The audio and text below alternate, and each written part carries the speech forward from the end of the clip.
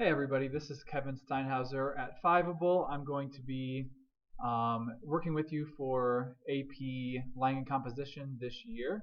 If you can hear me, go ahead and post in the chat hello, and we'll get started here in a second.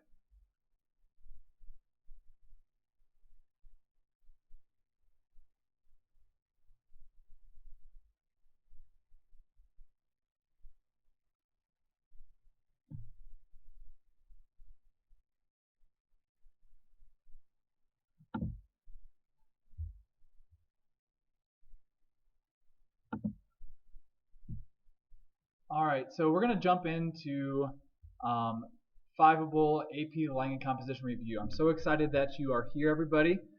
This is a really good hour we're about to put forward today. It's probably one that you're going to want to review 2 to 3 times this year. But what we're going to do this year is all about tonight. The foundation of argument and the rhetorical triangle. Everything that we do, if it's multiple choice, if it's writing our own argument, and if it's analyzing someone else's argument, all is going to hinge off of our lesson tonight. So we're going to talk about what every single argument, no matter who's writing it, when or where they're writing it, comes down to. So again, I'm Kevin Steinhauser. I teach here in Colorado Springs, and I'm really excited to teach you through Fiveable this year as a supplement, as a support for AP Lang all year. I'll be doing weekly sessions every Tuesday, live stream, and I hope that you can continue to join us on Tuesday nights. So the next 2 after today will be focused on multiple choice. So we're not going to talk about multiple choice today, but the next 2 sessions we are. And I want to make sure we go all in on multiple choice this year through Fiveable.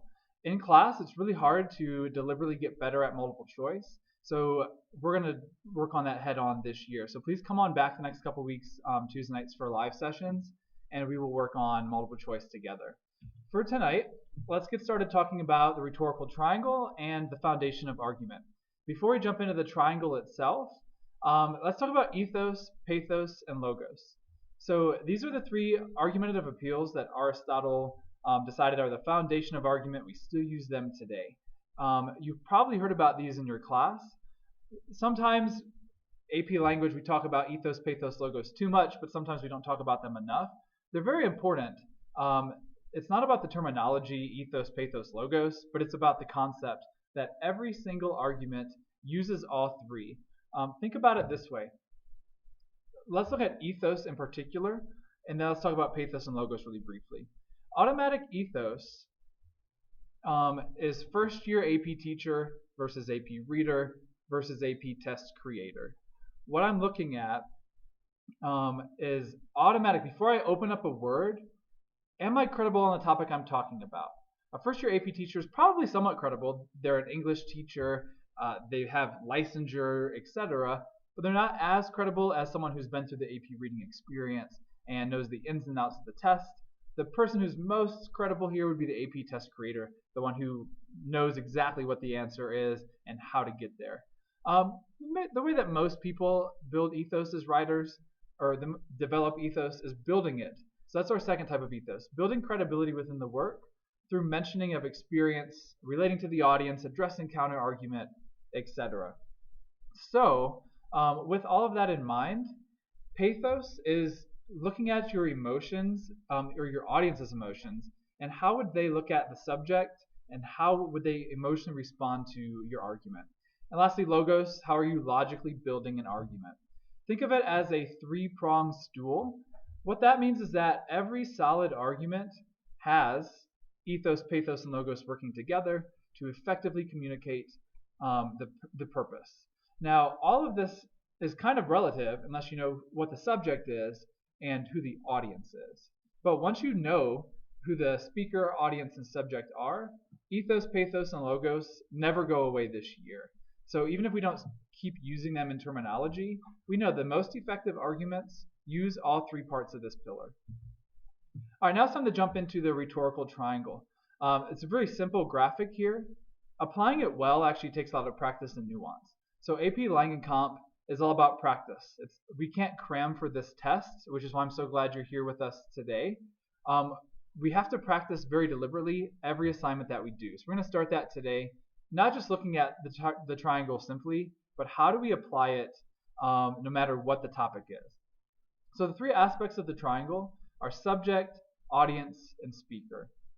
With that said, what really this is about are how those three components are interrelated. So we're going to practice with a few prompts today, but let's just briefly walk through. So the subject's the easiest to identify. The subject is what the work is about, what the essay or the speech or the written assignment is about. Second is the audience. This is actually where we start to separate like mediocre analysis versus really strong analysis. Are people who can look at the targeted audience of the work and then look at the relationship between the subject and the audience. So I'm thinking, who is the audience of this work? Who's the intended audience? And how, what might they believe about the subject at hand? So if my audience is a 1960s American audience, I've got to put myself back in their shoes, in their perspective, and then think about what they would think about the subject. The last part is speaker. So this one, again, is really easy to identify, but what are we thinking about in terms of the relationship with the speaker and the audience? Do they know each other? Do they agree? Do they disagree? Does the audience kind of respect the speaker or not? And lastly, what's the connection with the speaker and the subject? Once I see connections between all three pieces of the triangle, I'm ready to analyze at a very high level. All right, really quickly, guys. So we're talking tonight about AP Lang, all three essays essentially, because the rhetorical triangle, the foundation of argument, applies to all three essays. When you're writing your own essay that you're going to submit to College Board for grading, think about this for your audience. Assume they're an educated audience, so your readers in June this year will be English AP teachers or college professors. So both are very good at this stuff. However, do not assume that your reader has extensive background knowledge in whatever the topic is. Even if they do, they're going to act like they don't have extensive knowledge because it's your job to connect the dots. So let's say our speech that we're analyzing is I Have a Dream by Martin Luther King. Wouldn't that be lucky? All right, so if that's the speech that we're analyzing, of course my reader knows a lot about the 1960s civil rights movement, but you're going to connect a lot of the dots for them. So that's what we're going to practice this year, is connecting the dots. How much is too much? How much is too little of that background knowledge to assume? We're not going to focus on that today, but definitely something to think about this year. So in general, you don't know who your audience is. It's a wide open audience. You should be writing your three essays as if they were written to many, many people, not just a student in your class, not me, not your teacher, not just one random reader in Florida. All right, which is where they do your AP grading. So let's talk about SOAPSTone. In the chat, tell me yes or no if you have practiced SOAPSTone yet this year in your AP Lang and Comp class. So with that in mind, SOAPSTone is an essential part of AP Language and Composition.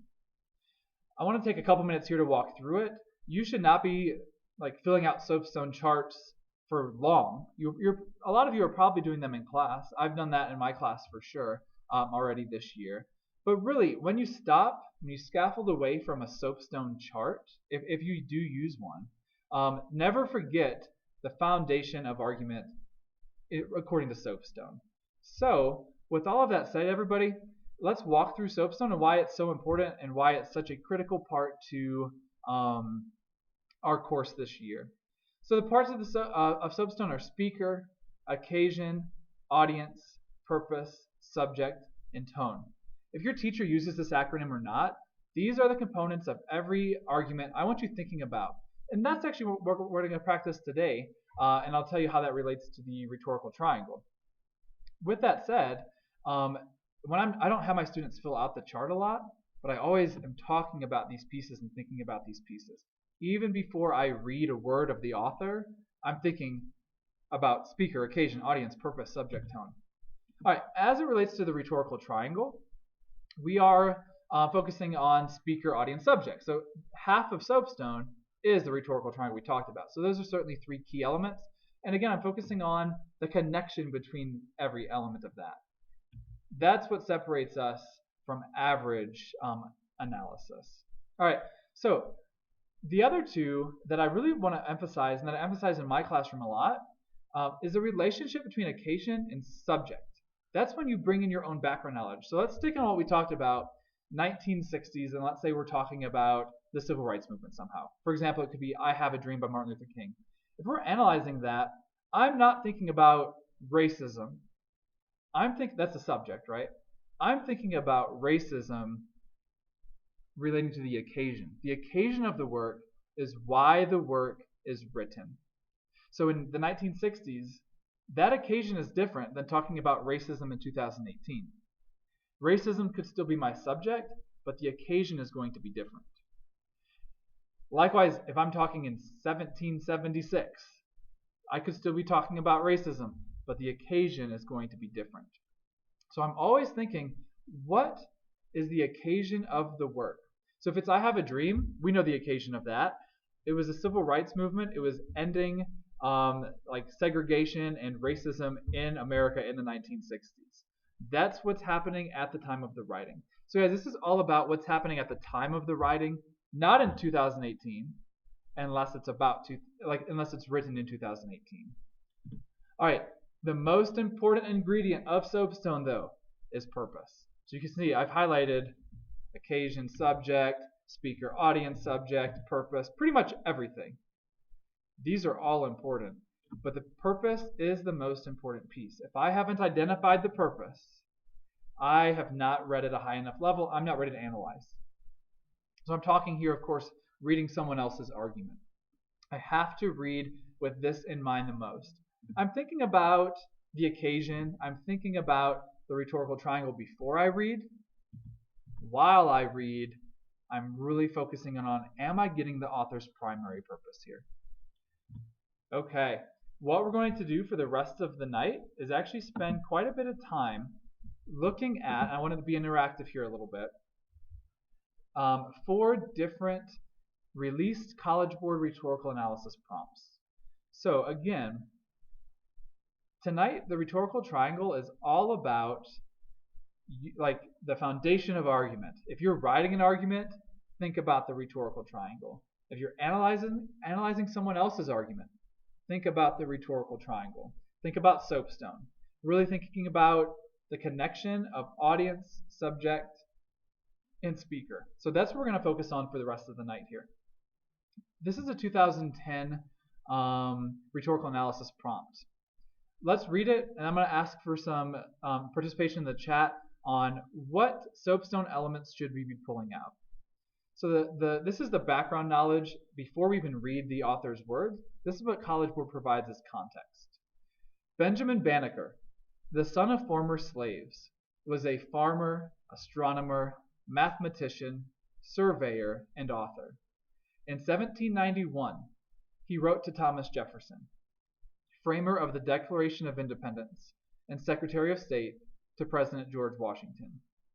Read the following excerpt from the letter and write an essay that analyzes how Banneker uses rhetorical strategies to argue against slavery.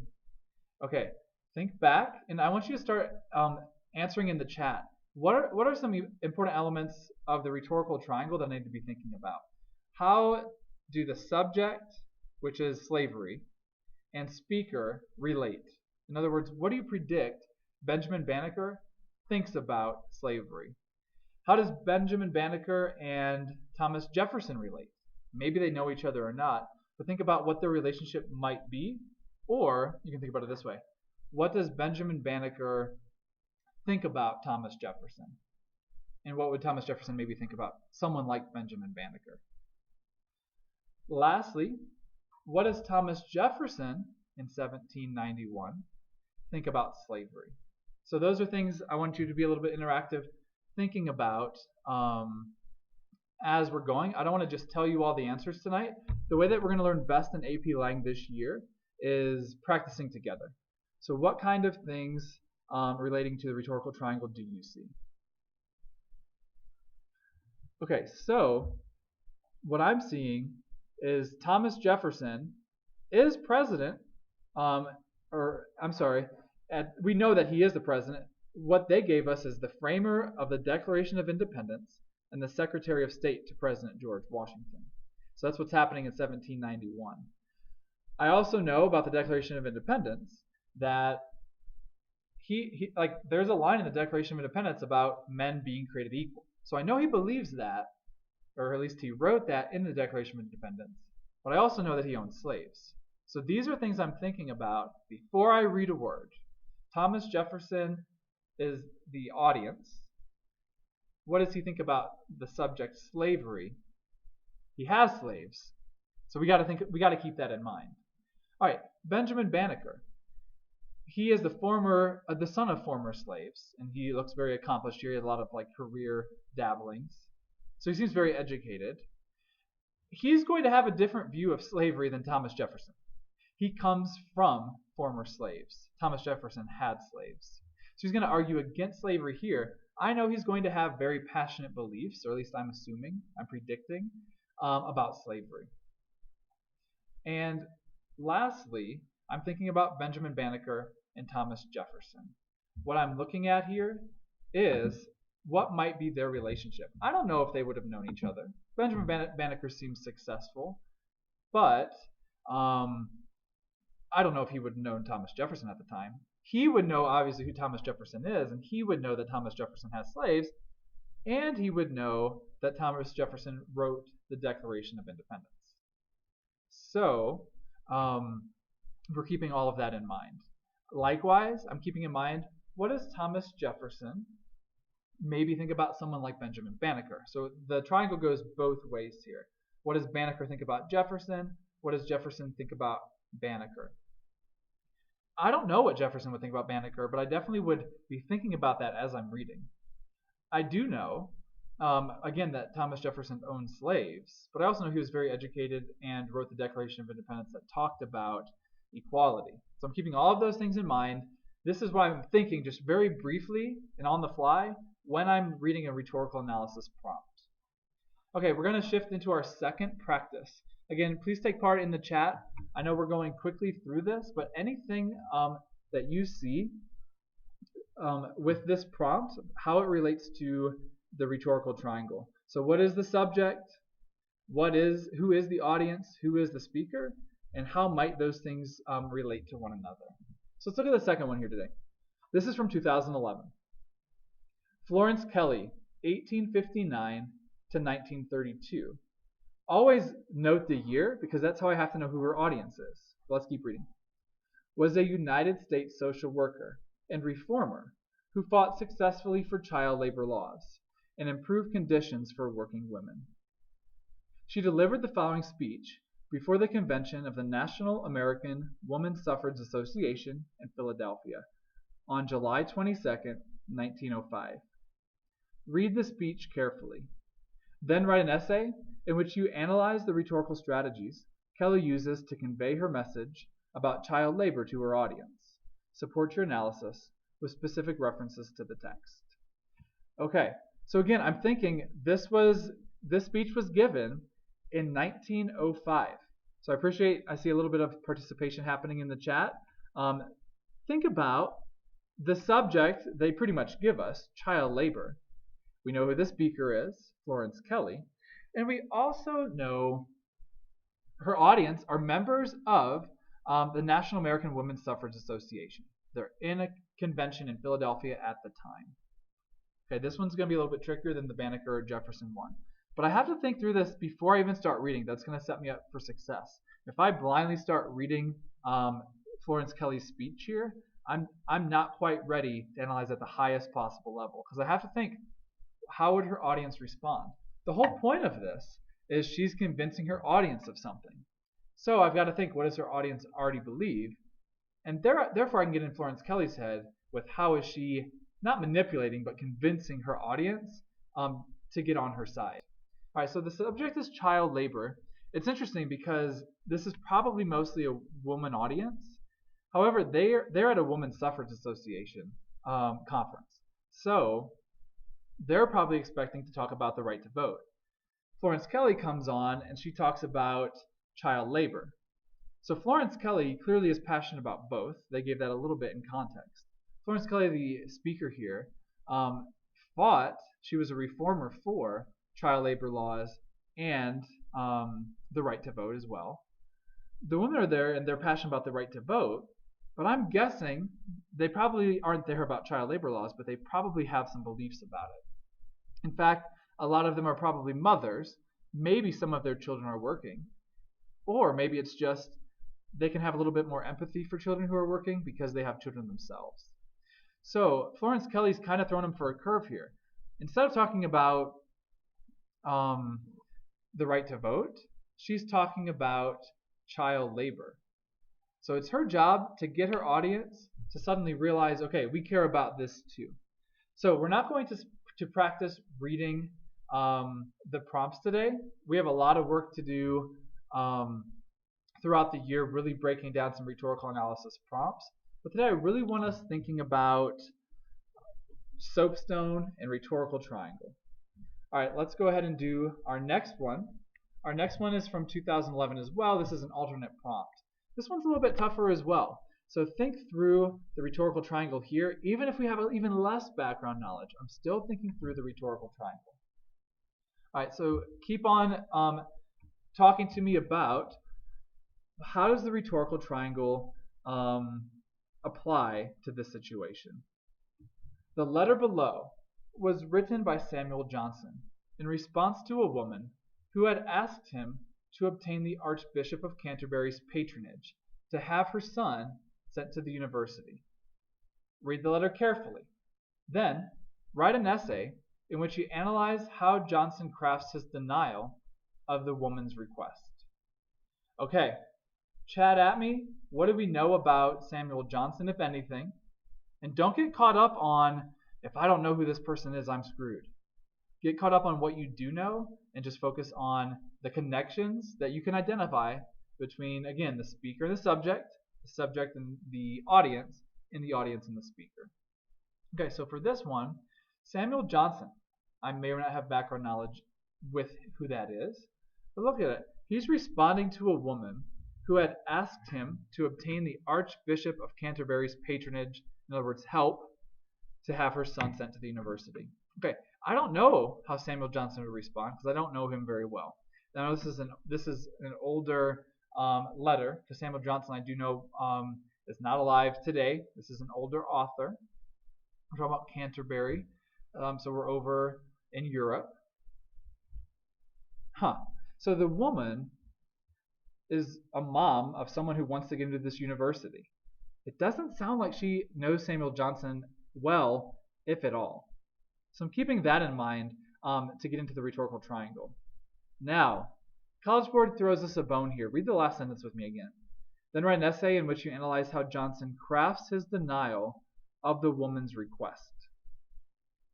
Crafts his denial. So he's going to say, hey, thanks for asking, but I'm not going to help get your son into this university. So that's my clue that they don't know each other very well. And that's my clue before I even start reading what Samuel Johnson believes about this topic. He is probably not quite a fan of this lady that he doesn't know, maybe never even met, asking for help. Okay, I have a question that I'm going to answer here, so thanks for the participation. There is a way in this system, Crowdcast, to ask questions, and in addition to being interactive with the chat, I will always make sure I can get to the questions. So the question is, will I have to implement historical context into the argument? Okay, so let's take a pause here before we go any further. I only have one more practice round today. Let's answer this question. And if you have any more questions, please post them today before we leave here tonight. So again, will I have to implement historical context into the argument? It's a really good question. So let's break it down into how that applies to all three types of essays. And let's actually take a break here to break down what AP Lang and Comp are going to look like with the three type of essays this year. Again, if I say something and you want it further elaborated on, please ask me here while I'm live. All right, so in synthesis. Synthesis is the first type of essay. In synthesis, you have to write your own argument. The way that you do that in synthesis is working through 6 to 8 documents that are provided to you, oftentimes short web articles, letters, etc. So those are your sources.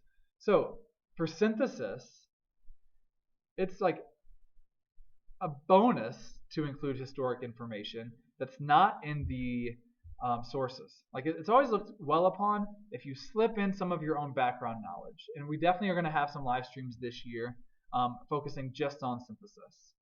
But I already want you thinking like where our whole class is headed this year. So for synthesis, oftentimes, in fact, most of the time, they will provide some historical context in a source or two. And it's optional in synthesis to use those sources. Oftentimes, the strongest arguments will look at how the issue that we're talking about in synthesis relates to history, or what's the trend of the topic throughout history. For example, one of the recent synthesis prompts was NASA space exploration. So it would be smart to include how like NASA has changed history, for sure, how space exploration has changed history. So the way synthesis works is you're provided 6 to 8 sources, and you have to choose 3 or more of them. And it's not like extra credit. You don't get bonus points for doing more than 3, but you have to choose at least 3. We'll get way more into synthesis later, but that's what we're looking at for synthesis. Often you'll choose a source or two that relate to the historical context of the issue, or you can slip in, and I'll teach you how to do that this year, historical context as you go. Okay, so the second type is rhetorical analysis. That's what we're looking at today. That's what we're practicing today. So again, I'm giving you little excerpts from College Board, and what they would do is underneath it give you the speech or an excerpt of the speech. This is just the background knowledge we're practicing today. So for that, do you have to provide historical context? I'll teach you how this works. Right now, today, I just want you to start thinking through this course at a high level, really thinking through the rhetorical triangle. But in the next couple months, I will teach you, we'll start actually with rhetorical analysis, and I will teach you, and I'll kind of supplement your teacher here probably, with how to effectively like embed historical context, not letting it overtake your paper, but showing that you are being really thoughtful here. So you can go back to SOAPSTone, and I said think about the occasion and how it relates to the subject. Think about what we talked about today. Racism is a different occasion for a work in 1776, 1965, and 2018. Racism might be my topic every time, but the occasion is going to be different. So that's where I'm thinking. So the way I embed historical context into rhetorical analysis is looking at how it relates to the situation of the day when the work was written. So again, historical context. If I'm looking at MLK, I Have a Dream, what I'm looking at is what is the occasion of the work? What is racism looking like in America in 1965? That's the historical context I'm talking about.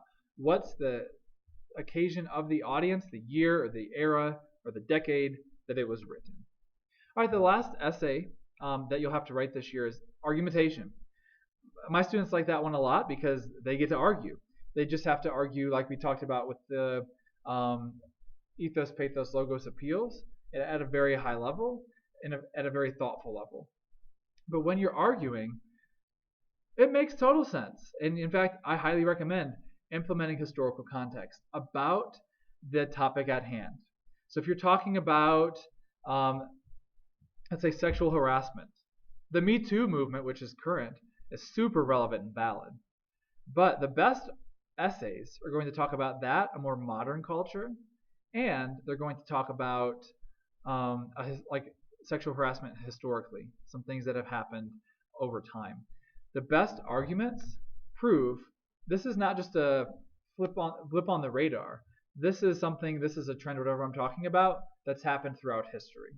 So basically, historical context is super important. Now, if I'm not in AP US history this year, or if I haven't taken that course, I'm not in trouble. I can still do just fine here. So don't get caught up. But at the same time, the more background knowledge you have, the better, the more you have to pull from, so the better off you might be depending on the topic. So again, don't stress if you don't have the historical context in the argument. What I found though is you probably have enough background knowledge. The skill therefore is how do I access that background knowledge in the moment, and how do I know which background knowledge best applies to the topic. Okay, so that was a really good question. I appreciate that one. Now, what I want to focus on as we're going is one more practice round. But again, please ask questions, participate in the chat, and let's go ahead and look at it. The last prompt that we'll look at today is from 2012. Go ahead and shout out at me at the chat of how does the speaker relate to the audience? How does the audience relate to the speaker here in terms of the subject? All right, this is written in 1962, so I'm already keeping that in mind before I go any further.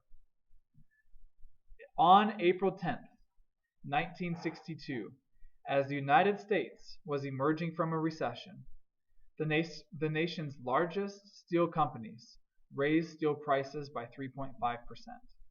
President John F. Kennedy, who had repeatedly called for stable prices and wages as part of a program of national sacrifice during a period of economic distress, held a news conference on April 11, 1962, which he opened with the following commentary regarding a hike in steel prices.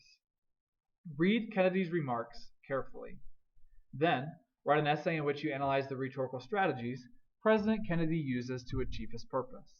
Support your analysis with specific references to the text. Okay, we're going to take this one a little bit slower. I think we have the most to unpack here. And I think that this one, more than any other, the rhetorical triangle really separates average analysis to excellent analysis. And again, we're going pretty quick overview through this today. But I certainly plan on taking some more slower, deliberate time through future live streams to really unpack this and say, okay, how do I translate this into writing? So right now, today, next week, as you're back in class thinking about this, I want you really thinking hard about the rhetorical triangle. But soon with me, we'll be practicing very deliberately. Okay, let's go back to the first sentence. Again, in 1962, okay guys, I'm going to be honest, I don't remember that there was a recession in the late 50s or early 60s. When I think of 1960s, I think about what we've been talking about today. I think about the Civil Rights Movement. But this is important. That's why College Board helped us out here. The United States was emerging from a recession. So that's a big clue. I'm going to pause there. Think about who the audience is. Okay, so this is an American audience. It's not me. It's not you, because we weren't around in 1962. It's an American audience in 1962. I got to get back into their mindset. So guys, I'm not going to spend a whole lot of time talking about like the tension of race and racism in America at the time, because that's actually not the topic or the subject today. The subject today is really the economy. All right, so let's keep that in mind. I don't know much about the economy, honestly, maybe in the 1960s, but I do know what a recession is. So if they are recovering from a recession, that means they just went through it. That's not easy. That's not an easy time to go through. They are anxious about not wanting to repeat going through a recession. That's what I'm taking away.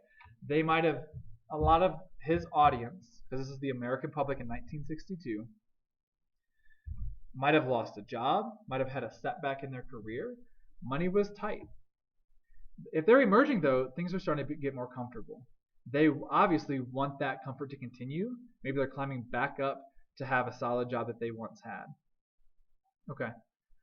Thinking about the more nuanced topic here, we're talking about steel prices. So it says the nation's largest steel companies raised steel prices by 3.5%. If I'm an American in 1962, I don't even know if I think about how that impacts me. That's why President Kennedy is making this address. So he's making sure I, as an American public who is money conscious, just coming out of a recession, he's making sure I am aware how this could absolutely impact me financially. Now let's read the next sentence. President John F. Kennedy, who had repeatedly called for stable prices and wages as part of a program of national sacrifice during a period of economic distress. So the years leading up to 1962, called his news conference here. Okay. We know the relationship between the speaker Kennedy and the subject economy, but really specifically the steel price raise. We know what that is. He had been calling for stable steel prices for years. So we know what that relationship looks like. That relationship's important, and I'm thinking about it before I go. President Kennedy cares about this. But guys, the most important relationship of the rhetorical triangle is how does the audience view and think about the subject. Let's talk really quickly about how the audience reviews it or views the speaker. Guys, the audience in 1962 is a national audience. Some Democrat, some Republican. So not everyone's on board with like President Kennedy's the best president ever. However, he is their president, so they in 1962 probably have a certain level of respect for him. If not respect, they respect his position as president, and they know he's the most powerful man in the country. With that said, if they agree with his politics usually or not, they're believing what he says, and they're hoping he can do something to fix the problem he's addressing. All right, so like I said, the most important though is the relationship between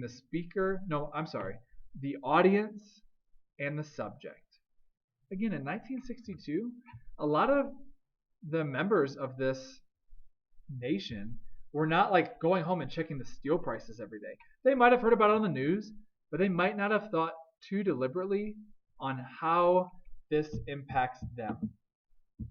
With that in mind, I'm looking at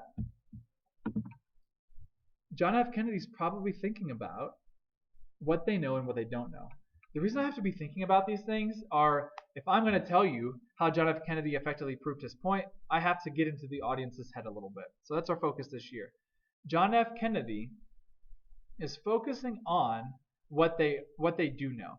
So my guess, everybody, is when he starts his speech, he's not going to focus on the steel prices like only. He's going to focus on why it's important, why the steel price hike is negative for America and negative for Americans.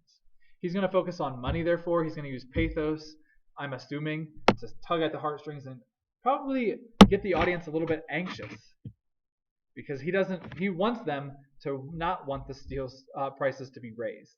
He wants them to put more pressure on the steel companies. So he's probably also going to inform them a little bit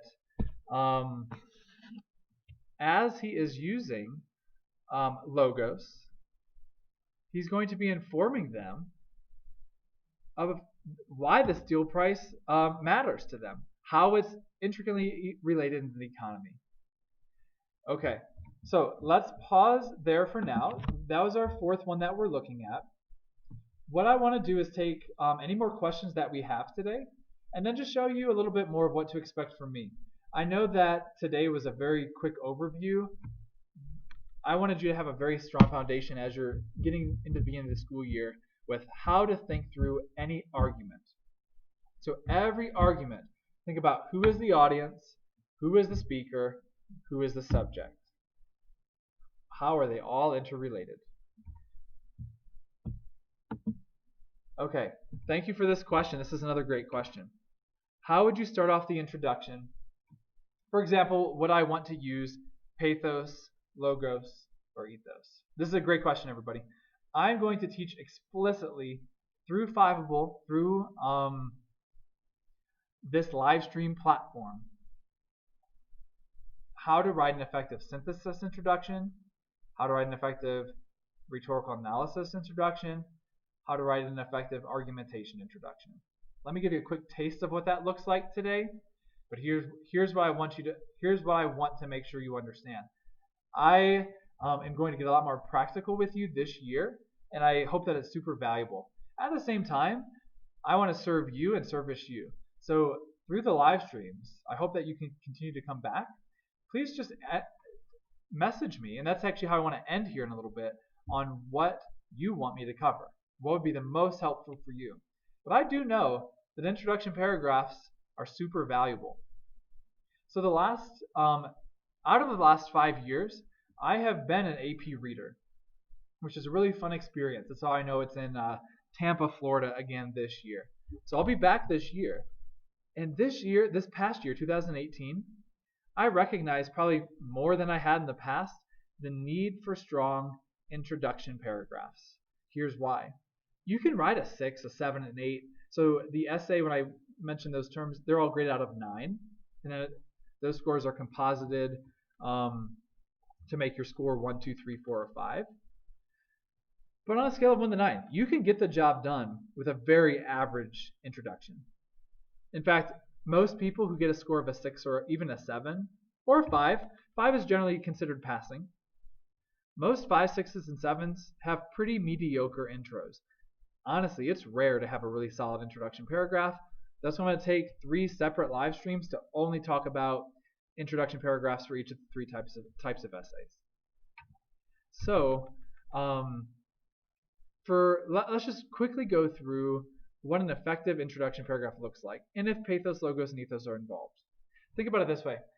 You are setting up pathos, logos, and ethos. I know that's kind of tough as like a student writer with an audience who's a little bit vague, and I kind of addressed it today, but it's still a little bit vague. Again, I said your audience is an educated audience. You know your reader will be someone like me, an AP language teacher, or a college professor, an English 101 teacher. But again, I said, write like you're writing to the world. Write like you're sending out your argument. Here's what makes an effective introduction. Are you setting yourself apart? Here's like briefly how you're going to do that. Let me give you a taste though. This year I graded 985 essays in my week in Tampa.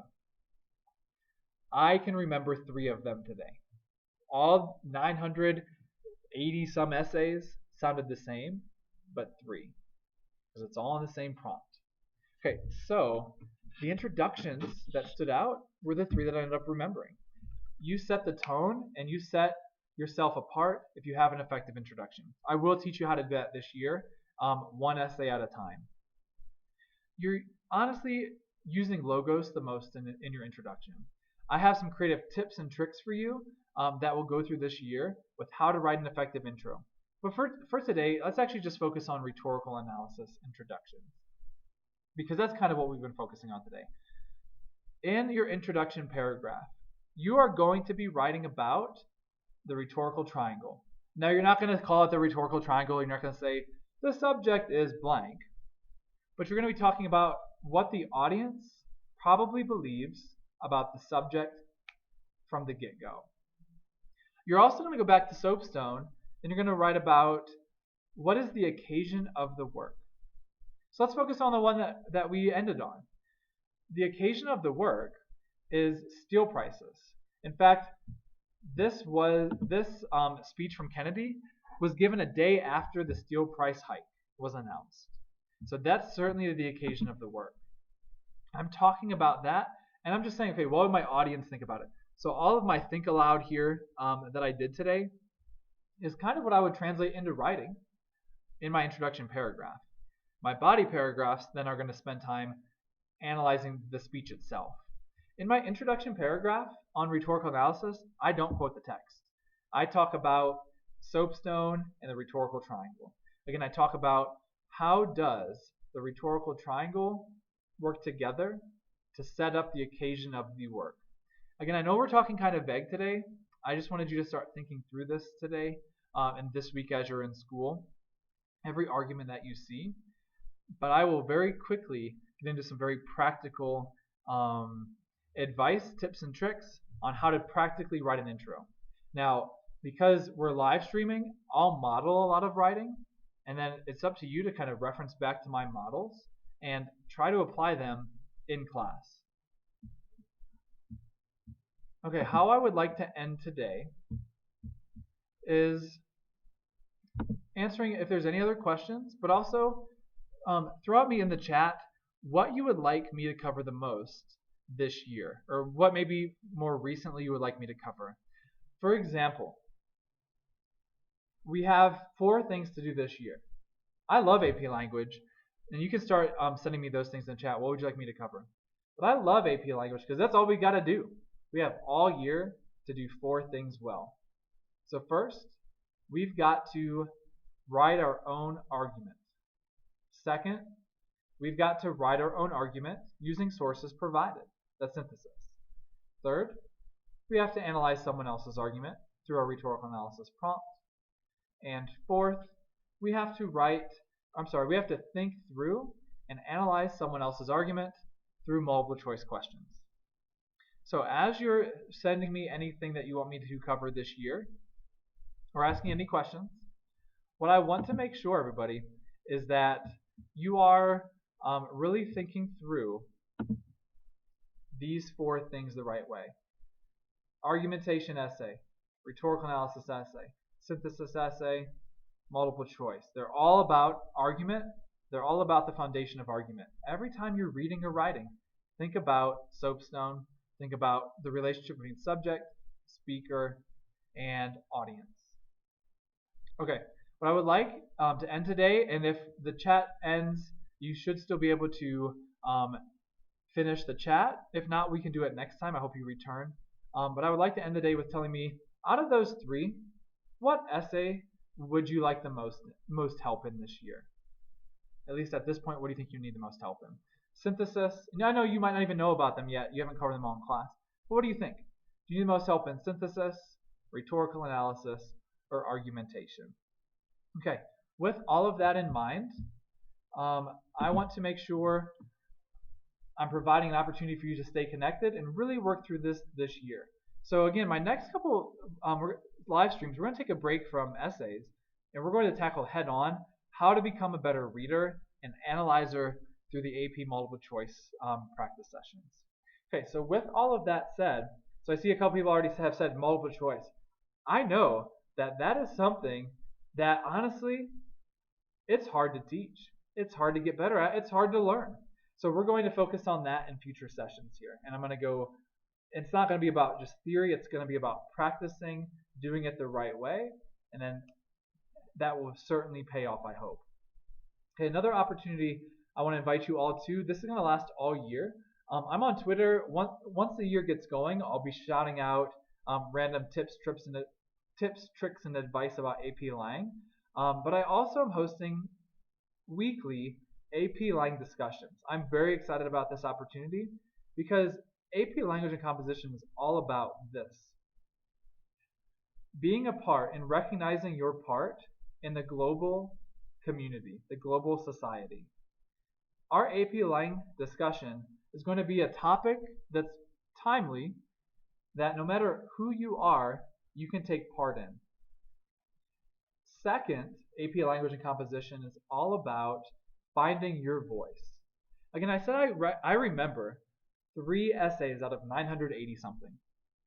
The reason I can remember those 3 are because they had a clear voice, and they started off with it with a really effective introduction, and they went the entire way with a strong voice. So we're going to practice that this year. My AP Lang discussion on Twitter, if you just use that hashtag, feel free to jump in any week this year, is to focus on AP Lang discussions. It's really about the world around us. Find your voice in a global discussion. So I'm really excited about that. Your teacher, you might be able to convince them to give you extra credit for that assignment, or to give you a grade for this assignment. Either way, I encourage you to take part in this discussion. Come check out what we're talking about. Be a part of the global conversation.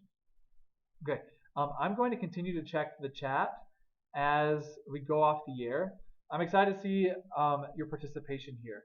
If you ever can't make a weekly live stream, just come on back and watch the replay. That's the good news here. It's definitely preferable to be a part of the live stream because I definitely want to run my live streams interactively, and it'll be easier starting next week, and you'll see why. So today was a lot about theory and a lot about me kind of talking you through it. Next week, it's very much we are going to practice together thinking through multiple choice.